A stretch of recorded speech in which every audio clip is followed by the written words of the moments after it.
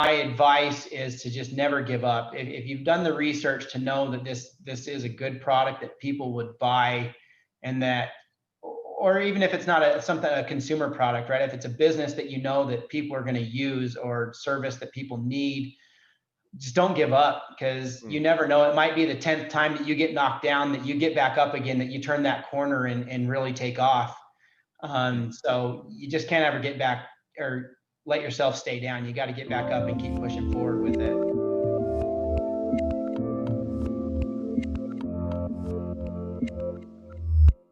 Hey everyone, this is Devin Miller here with another episode of The Inventive Journey. I'm your host, Devin Miller, the serial entrepreneur that has built and grown several startups into 7- and 8-figure businesses, as well as the founder and CEO of Miller IP Law, where we focus on helping startups and small businesses with their patents and trademarks. And if you ever need help, feel free to go to strategymeeting.com, and we're always here to help. Now, today we have another great guest on the podcast, Jared Spendlove.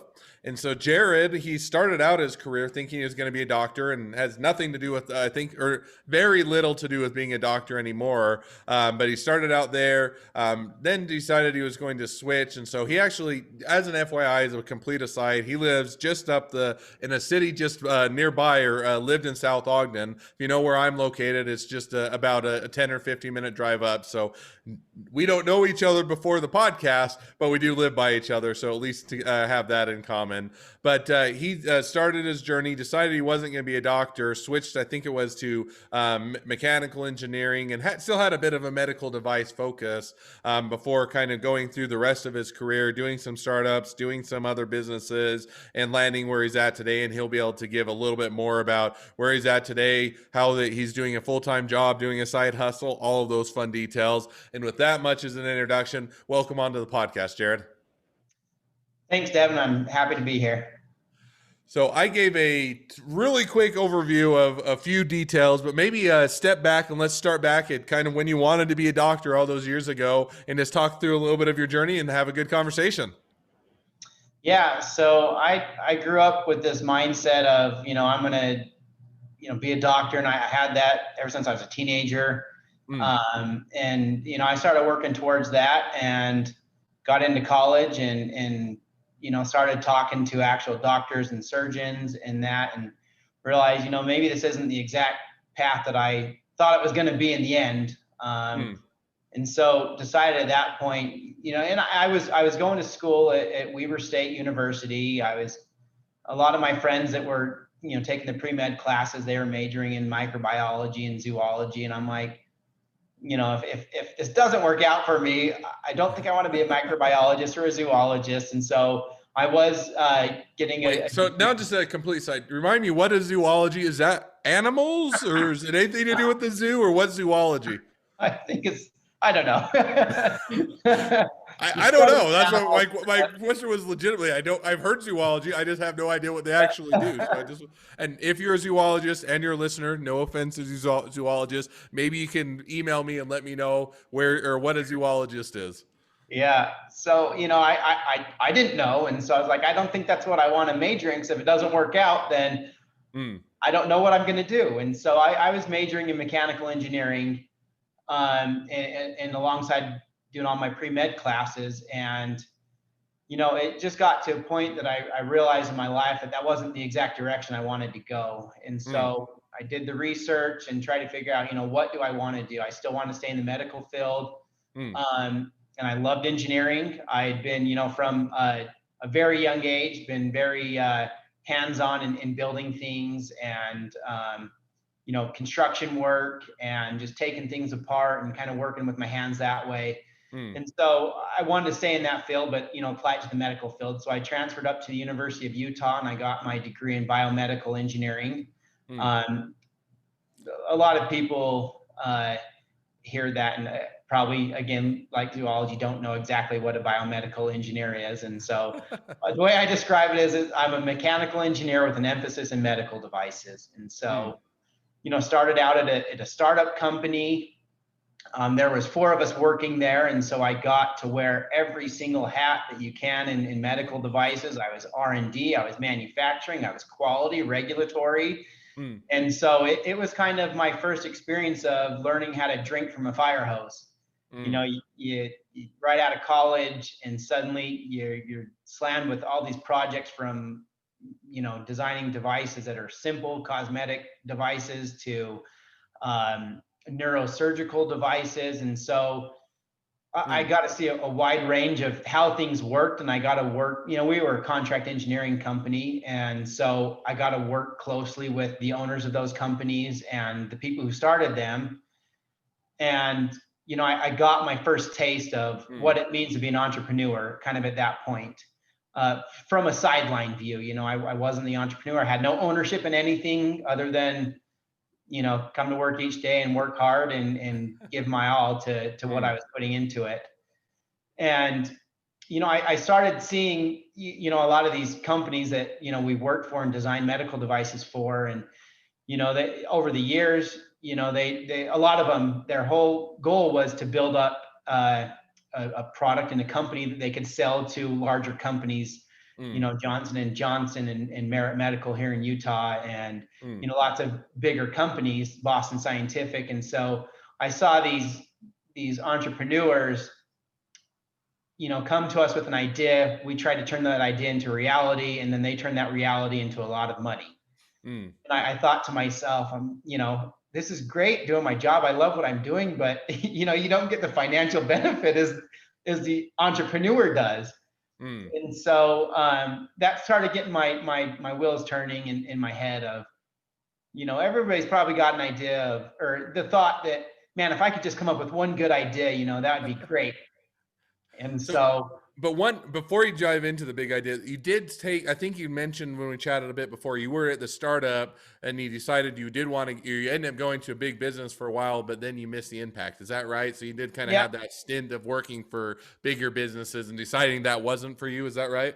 Yeah. So I worked for two other larger companies after that startup company. And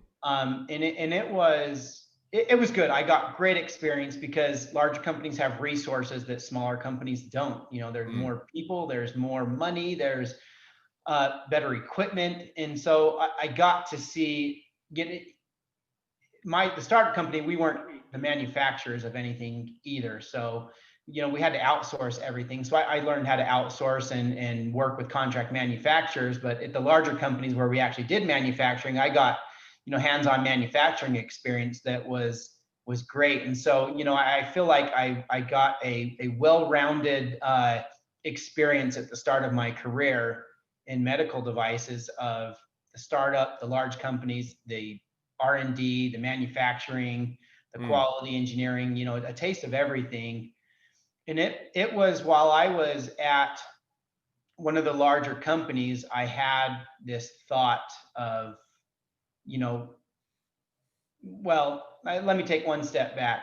So I had a neighbor who has a boat, and we'd go boating, our families together, and we'd talk. And he came to me one night, and he's just like, "Hey man, I want to buy something, and so tell me what you think. Let's go look at these." It's called a wake shaper, or something that you put on the side of your boat. He had an older boat. It was like a 98 Malibu. And so it was primarily just a wake boat, wakeboarding, skiing, that type of stuff. And so he wanted to put something on his boat to be able to surf behind it. And we tried the whole, everybody cram into one corner of the boat and list the boat as hard as you can to one side and try and get the wake to clean up to be a surf wake. But I mean, you only can get so far by doing that. And so we wanted something that, or he wanted something that he could clean his wake up, and make a surf wave. And so we started looking at them online and, debating. Really, it was me trying to convince him to buy one so I could use it, And so we looked at him for, it was probably like the second or third night that we had looked at him. And he comes to me and he said, "Hey, Jared, you're an engineer. I'm into, the sales and business side of things. Like, don't you think we could make something, better than what's out there and sell it?" I'm like, "Yeah, sure." If we've got the money for it, everything, coming from the medical device world, your medical devices are not a cheap thing to do. You can create something really simple and spend a whole lot of money on it. And it's probably that way in a lot of things, but just from my experience of medical devices, you really can't get very far without money. Yeah, And and I've been through that. I've several of the startups I've done have at least been medical device related, and you always have to worry even about FDA approval and clinicals and trials and safety testing and even product development and a lot of things. And so you're always a very expensive endeavor to ever do medical devices, just because of everything that all of the now if you get all the way through and you get a good medical device, reward can be great, but it's not the front end is certainly a heavier lift than in some of the other areas. yeah. And so when he said that, I was like, yeah, if we've got the money for it. And in the back of my mind, I'm thinking, a recreational product, like there's not a whole lot of regulations on that stuff. So this would be great for me because I'm used to being heavily regulated and, getting approvals from the FDA and everything. And so, and heavy documentation. And so I thought this might be something fun to just try out. Let's make a prototype and just see where we go from there. And so he went and made a prototype on his own, and he there's a product out there that's a Velcro, it's a triangular wedge that Velcros to the side of your boat. So he went and got some Velcro and an archery target and cut it into a triangular wedge and Velcroed it to the side of his boat. And I wasn't with him when he did this. And, he came back to me and said, it worked for about 5 minutes until it ripped all the duct tape and Velcro off my boat. And, didn't really work. It cleaned the wake up and made a surf wave for about 5 minutes until it all ripped off. And so I started, at that point thinking, all right, I've got some connections to a machine shop. I've got some ideas. So I started doing the research of what was out there already. I started looking into some of the patents that exist out there because I didn't want to waste my time designing something that somebody's got protected that in the end, I'm not going to be able to sell it or do anything with it. So I started, looking into the patents and reading a lot of reviews to find out why people like certain ones and why they don't. And so, there was two main competitors out there, two different types of products that were competing. There's the Velcro version, which only one company was selling at the time, and they had, a patent on that. And then the next thing out the gates was one that suction cup to the side of your boat. And they, that was patent pending. And then all of a sudden, there was 15, 20 different suction cup versions out there. And so I thought, obviously I don't want to go the Velcro route. To me, that didn't make sense to put Velcro on the side of a boat. And the suction cups, I was, there's pros and cons about the suction cups, but I was like, everybody's doing a suction cup. So there's got to be a different, better way to do this. And so it was really like the connection method between the wake shaper and the boat that had me intrigued, of trying to figure out how can you put something on a boat that is you don't have to screw holes into your boat and have to be super technical to understand how to properly do that to your boat. And most people probably aren't willing to do that to the side of their boat to, mount something onto it that way. And so I started just digging into, cool technologies and whatnot. And I came up with the idea to use magnets to attach it to a boat. And I get the question all the time of, well, aren't boats fiberglass? How are you going to magnetically attach something to a fiberglass boat?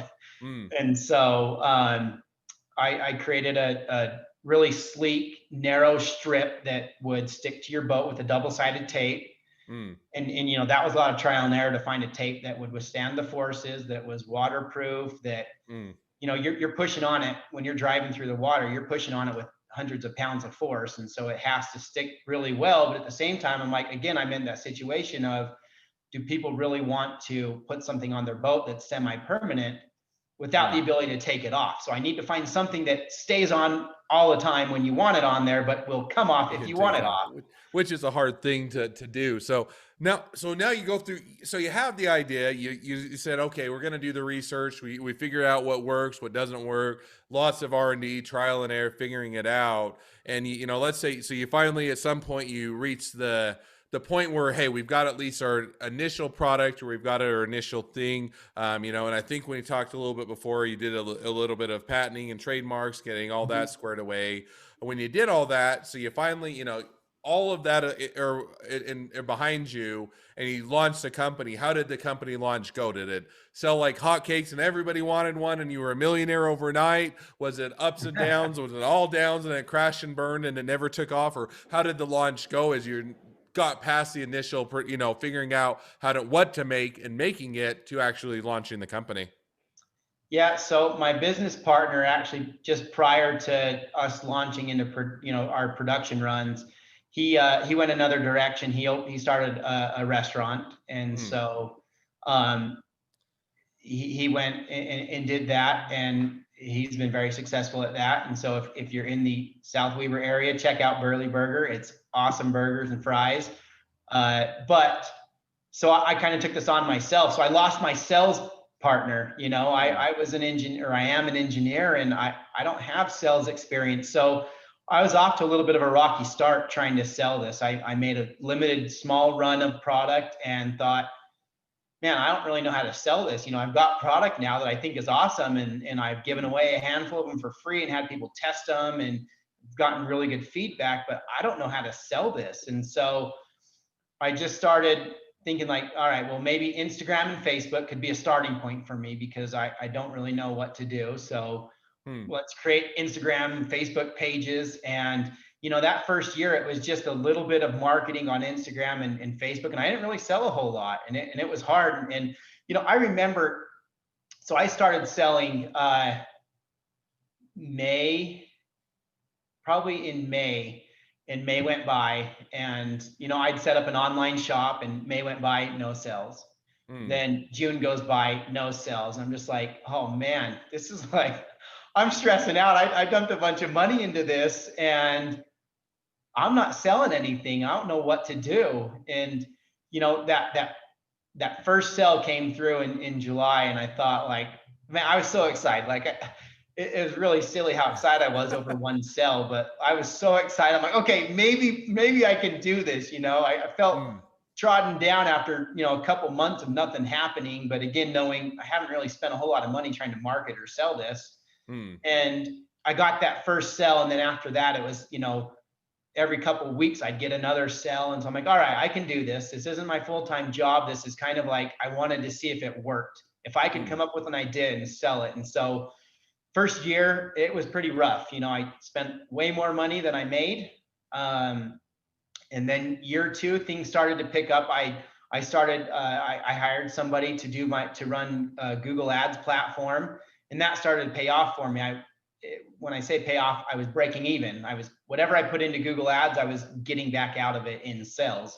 And so I thought, this is good. I mean, it's at least the charts are going up. If you look at the sales graph, things are going up. But to me, I'm like, I'm still putting money into this, and I'm just breaking even at this point. And so I could, the cost of my product, the cost of marketing, and then my sell equaled out to zero, so I'm like, not including any time that I put into it. And so I was like, well, at least at this point, I'm not losing any money. And so I talked to my wife, and she's just like, look, I'll support you in anything you do, as long as we can live our lives the way that we're living now, and you can make any payments you need to on your business. And so I was like, all right, well, I'll keep pushing forward. And so, first 2 years was a little bit rocky. But during that second year of sales, I got a booth at the Utah Boat Show, and I went there and I sold, more units at the boat show than I sold my very first year of selling it. And so I was pretty encouraged by that. But I met a man there. He just looked like a normal person, walked up, tell me about your product. It's kind of funny there. Brand new boats nowadays have built-in surf features for, the boat and everything. And so, my product and other wake shapers are meant ideally for product or boats that are, 7 or more years old.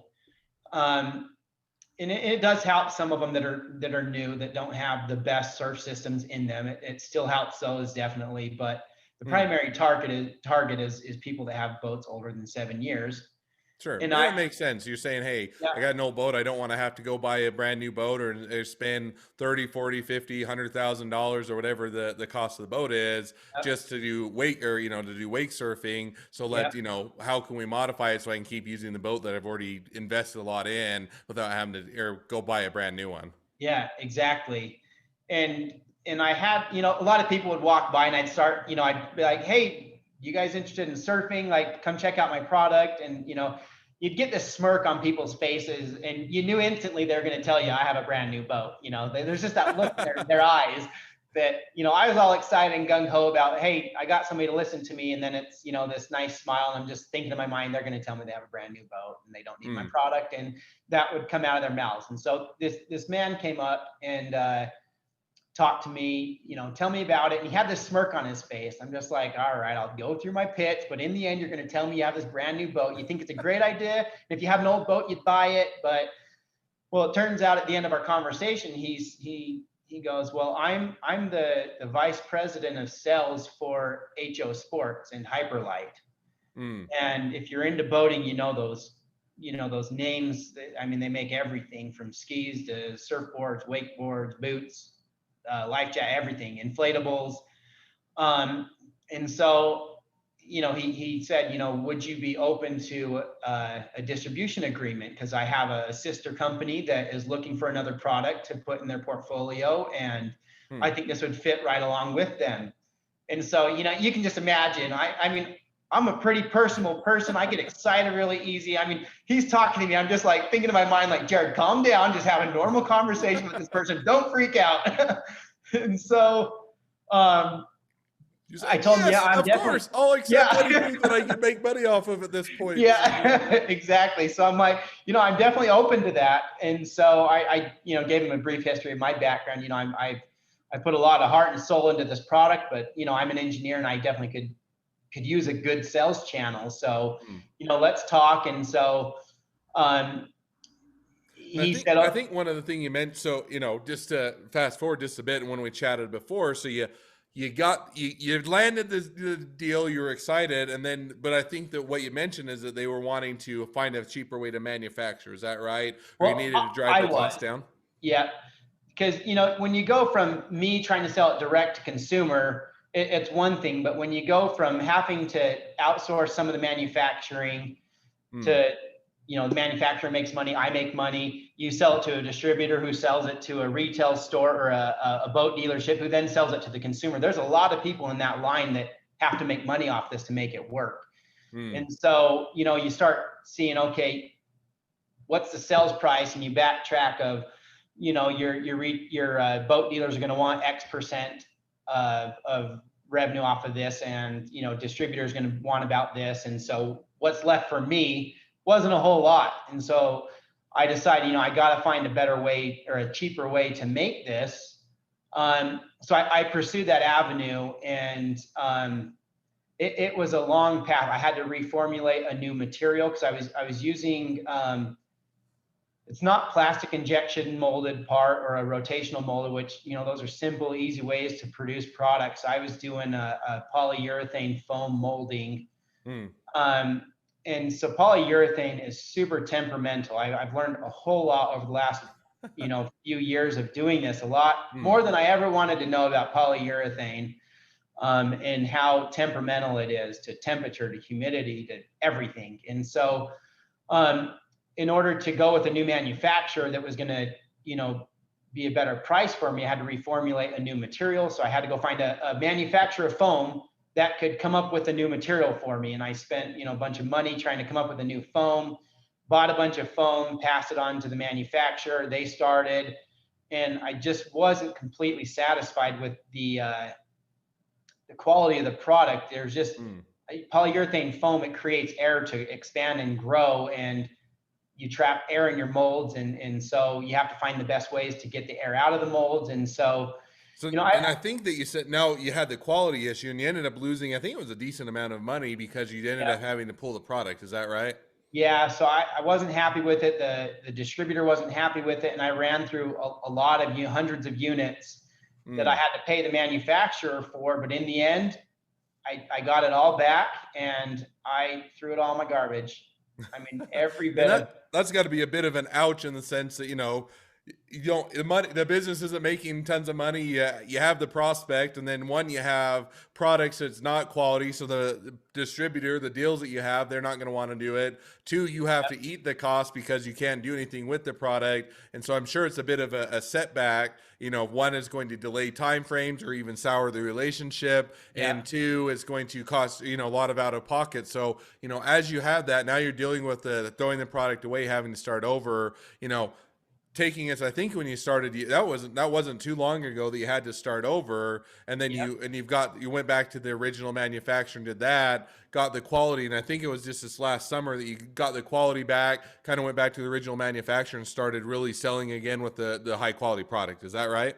Yeah. Yeah. So we delayed launch, and it was just last year of 2020, right at the summer, June was when I was able to finally deliver what I felt was, pristine product to the distributor. And you hit a really good point. I mean, the money wasn't it was an issue. I mean, I had a problem throwing away all that money. Hmm.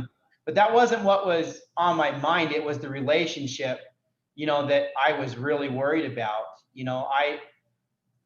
I thought, money, I can make money again, but I can't, it's really hard to fix a relationship that you've soured. If you've gone to a point that the worst thing that could happen is the distributor just pulls the plug and says, look, this isn't working out.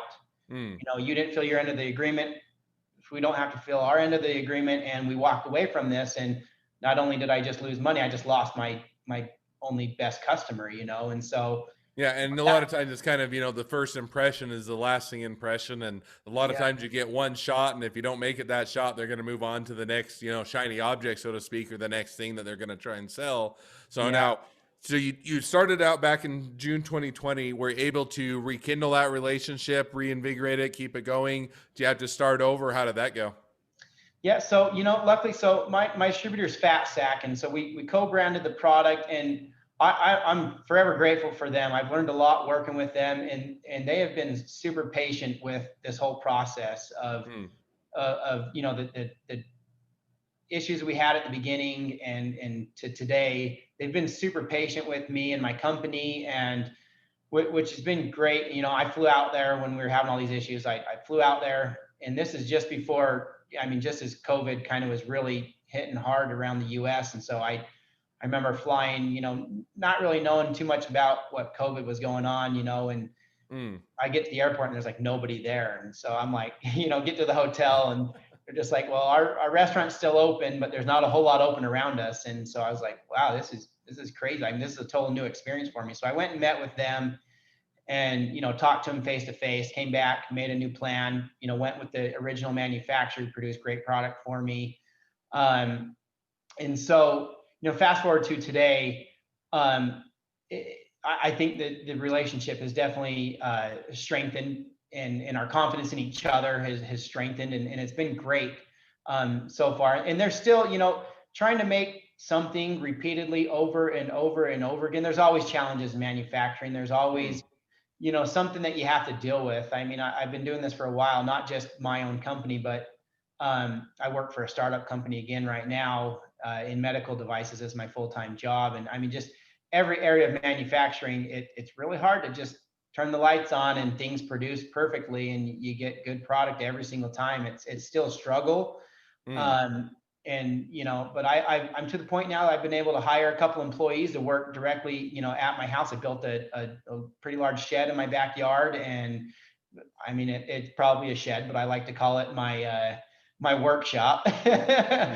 But it's a shed that we're molding some of the components ourselves out of the urethane, and doing all the assembly and all the cleanup, the inspections and everything. So I've at least been able to step back just a teeny bit from being so hands-on in the manufacturing process to being able to manage it through other people.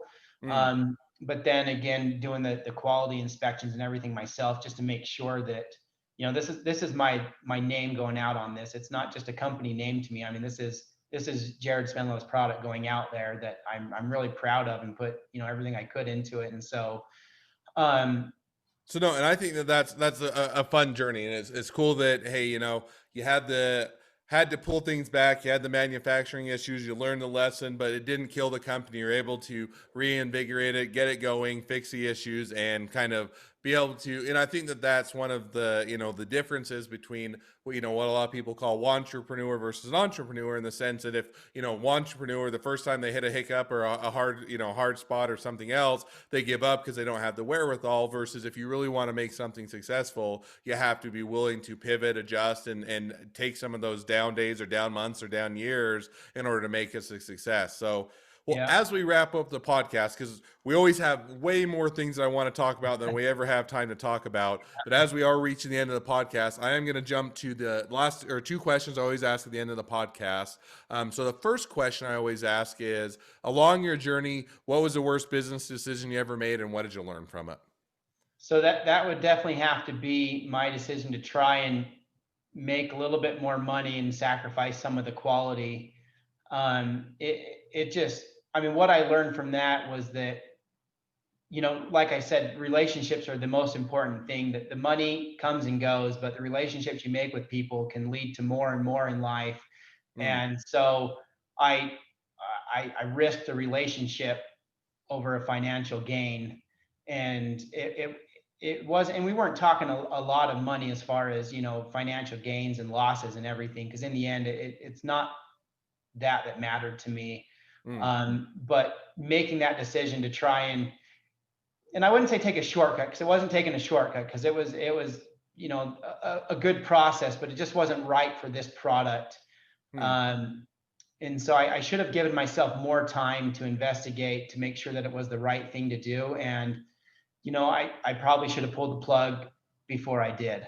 And so But that's kind of what I walked away from that with. then you get a lesson learned of sometimes, quality at the end does matter, or standing behind your product. And if, when you're having to, especially early on in a relationship, sometimes, you sacrifice one area, it's for profit, something else has to give. So I think that's a great lesson learned. So second question I always ask is, so if someone is just getting into a startup or a small business, what would be the one piece of advice you'd give them?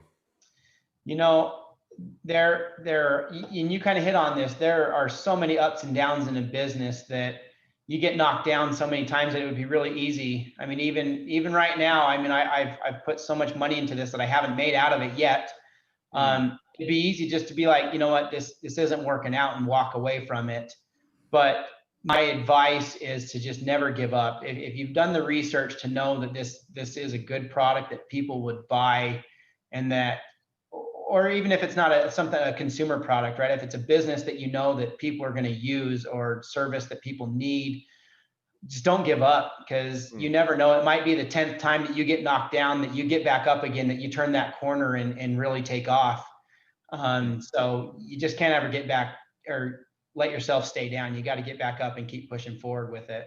No, and I certainly agree, and I think that that's a takeaway that you'll either learn that you have it and you're willing to stick with it, or you're going to flame out quickly, because every business is going to hit those areas where it's going to, or give you pause, or give Yeah. you a reason to not keep going. Well, as we Yeah. wrap up, people want to reach out to you. They want to buy your product. They want to be your employee. They want to be your investor. They want to be your distributor. They want to be your next best friend. Any or all of the above. What's the best way to find out more, reach out, or connect with you? You can connect with me on LinkedIn, or you can email me at my business website. It's the letter J and then my last name, Spendlove at flipsurfwake.com. Hmm. And I've talked to lots of people about other ideas, and so I'm always open to looking into more. But I'm proud of what I do, and the things that we can do. And so Fat Sack's our distributor. If you go to their website, fatsack.com, you'll be able to find locations that sell Flip Surf. And I hope that you can get out there and use the product, because it really is amazing, and a great product. All right. Well, I definitely encourage everybody to reach out to Jared, check out the product, check out flipsurfwake.com. Is that right? Is it one, or Fat Sack? Definitely look into it, use the product, be a supporter, and make sure that this business is as successful as it should be. Now, as we wrap up the podcast, if you're a listener, if you have your own journey to tell and you'd like to come on the podcast and share it, always feel free to go to inventiveguest.com and sign up to be on the podcast as a guest. If you're a listener, make sure to click subscribe and rate the podcast so that we can you can get notifications as all the new episodes come out, and also let everybody know how awesome the podcast is. And last but not least, if you ever need help with your patents or trademarks, feel free to reach out to us at Miller IP Law by going to strategymeeting.com. We're always here to help. Thank you again, Jared. It's been a pleasure. It's been fun, and wish the next leg of your journey even better than the last. Thank you. I appreciate it. Thanks for having me on the show.